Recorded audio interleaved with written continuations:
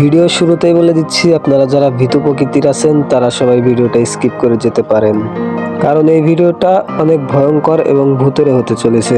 আর হ্যাঁ, এই ঘটনাটি কেউ সিরিয়াসলি নেবে না। ঘটনাটি যেহেতু আমি নিজে থেকে বানিয়েছি, মানে কল্পনা থেকে বানিয়েছি, সেহেতু সিরিয়াসলি নেওয়ার কোনো কারণ নেই। এবং যারা ভীতু প্রকৃতির আছেন তারা ভিডিওটি স্কিপ করে চলে যেতে পারেন। আশা করি গল্পটা আপনাদের ভালোই লাগবে। তো চলুন ভিডিও শুরু করা যাক। রাত তখন 11:30। আমি তখন ঢাকা থেকে বাড়িতে ফিরছি। শেষ ট্রেন। আমি একা দাঁড়িয়ে আছি। চারপাশে একদম নিস্তব্ধ ও শুনশান। হঠাৎ করে ট্রেনের আওয়াজ শুনতে পাই। তখনই মনে একটু সাহস পেলাম। ট্রেন এসে আমার সামনে থামে। আমি এদিক ওদিক না তাকিয়ে ট্রেনে উঠে বসি। তখন দেখি পুরো বগি ফাঁকা, একজন মানুষও নেই। শুধু একজন মাঝবয়সী লোক সাদা পাঞ্জাবি আর কালো চাদর গায়ে জানালার পাশে বসে বাইরের দিকে তাকিয়ে আছে। আমি একটু ভয় পেলাম।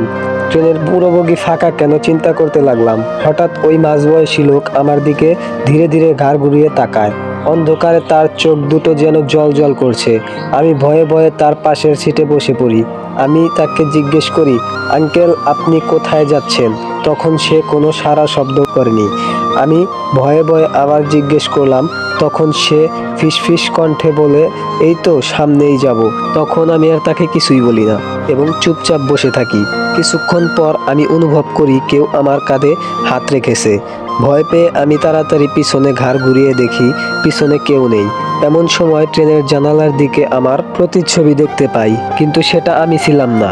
আমার পাশে বসা ওই মাঝবয়সী লোকটা ছিল। লোকটি বলে, তোমার গন্তব্য এখানেই শেষ। ট্রেন থেমে যায়। আমি নিচে নেমে চারপাশ তাকিয়ে দেখি ট্রেনটা একটা কবরস্থানের পাশে এসে দাঁড়িয়েছে। তখন আমি সেই লোকটাকে বললাম, আমার গন্তব্যস্থল এটা না। তখন সেই লোকটা বলে, ট্রেন আর সামনে যাবে না, এখান থেকে পায়ে হেঁটেই যেতে হবে। আমি ভয় পেলাম। চারপাশ ঘটঘটে অন্ধকার, তারপরও আবার কবরস্থানের পাশে। আমি মনে সাহস নিয়ে চলতে লাগলাম। কিছু রাস্তা যাওয়ার পর সামনে দেখি ঘন জঙ্গল। আমি আমার মনে সাহস নিয়ে এগিয়ে চললাম। হঠাৎ আমার মনে হলো আমার পেছনে কেউ আসছে। আমি পিছনে ফিরে তাকালাম, কিন্তু পিছনে কিছুই ছিল না। আমার খুব ভয় করতে লাগলো। কিছু রাস্তা যাওয়ার পর দেখলাম সামনে একটা কুঁড়ে ঘর। আমি কুঁড়ে ঘরের দিকে এগিয়ে এলাম আর বাইরে থেকে ডাক দিলাম, কেউ আছেন? ঠিক তখনই ঘর থেকে এক বৃদ্ধ মহিলা বের হয়ে আসলো। আমি এখানে আজ রাতটুকু থাকতে চাই।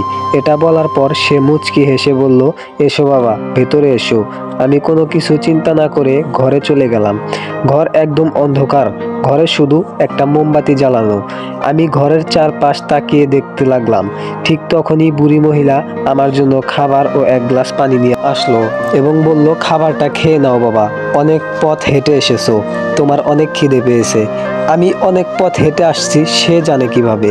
এই কথা ভেবে আমি খাবার খাই। আবার খাবার শেষ করার পর আমি যখন ফোনের ফ্ল্যাশ জ্বালাই তখন দেখি ঘরে কেউ নেই।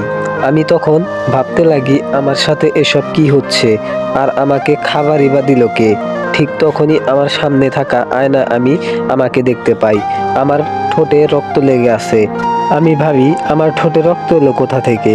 ঠিক তখনই পানির গ্লাসে তাকিয়ে দেখি পানির গ্লাসে পানি ছিল না, ছিল পচা রক্ত, যা থেকে বাজে দুর্গন্ধ বের হচ্ছিল। আমি ভয়ে চিৎকার করি। ঠিক তখনই আমার পাশে শুয়ে থাকা ছোট ভাই আমার মুখের উপর পানি ঢেলে দেয়। ঠিক তখনই আমি ঘুম থেকে উঠে পড়ি। তখন আমি বলি, আমি এখানে কেন? আমার ছোট ভাই আমাকে ধমক দিয়ে বলে, আরে গাধা, তুই স্বপ্ন দেখছিস আর চিৎকার করতেছিস। আমরা কখন থেকে ডাকতেছি তোকে, তুই শুধু ঘুমের ঘরে কথা বলছিলি, এখন আবার হঠাৎ চিৎকার করে উঠলি। তাই আমরা তোর মুখের উপর পানি ঢেলে তোকে ঘুম ভাঙিয়ে দেই। আমি ভাবলাম, ও তাহলে এতক্ষণ আমি স্বপ্ন দেখছি। তো গাইস, ভিডিওটা ছিল এ পর্যন্তই। এতক্ষণ পর্যন্ত ভিডিওটা দেখার জন্য অসংখ্য ধন্যবাদ। আর ভিডিওটা কেমন হয়েছে, গল্পটা কেমন হয়েছে তোমরা অবশ্যই কমেন্ট বক্সে বলে যাবা। আর এরকম হরর গল্প শুনতে আমার চ্যানেলটি সাবস্ক্রাইব করে আমাদের পাশে থাকুন। আর ভিডিওটি কেমন হয়েছে অবশ্যই কমেন্ট বক্সে বলতে ভুলবেন না। তো গাইস, আল্লাহ হাফেজ, সবাই ভালো থাকবেন।